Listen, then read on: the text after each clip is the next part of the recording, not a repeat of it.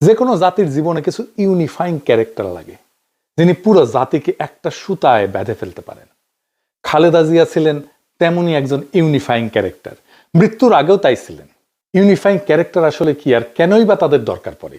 জাতি আসলে কোনো প্রাকৃতিক সত্তা না, এটা একটা কল্পিত নৈতিক কমিউনিটি।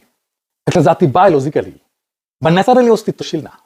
জাতি হলো একটা ইমাজিন মরাল কমিউনিটি, কল্পিত একটা নৈতিক কমিউনিটি, যেখানে মানুষ বিশ্বাস করে আমরা একসাথে আছি, এক ভবিষ্যতের দিকে যাচ্ছি।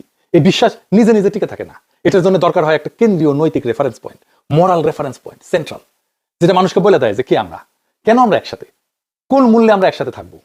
এই রেফারেন্স পয়েন্টই হলো ইউনিফাইং ক্যারেক্টার।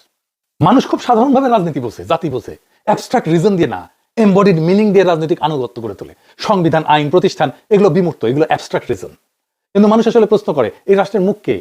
এই জায়গায় ব্যক্তির আবির্ভাব অনিবার্য, এটারই বলে এমবডিড মিনিং। আমাদের ইনস্টিটিউট দুর্বল, সামাজিক ভাঙন তীব্র, ইতিহাসের ক্ষত জীবিত এখনো। তাই বিমূর্ত আইন, নিয়ম, সংবিধান মানুষকে ধরে রাখতে পারবে না, পারে না। মানুষ চায় একজন থাকুক যাকে দেখা বলা যায় এটাই আমরা।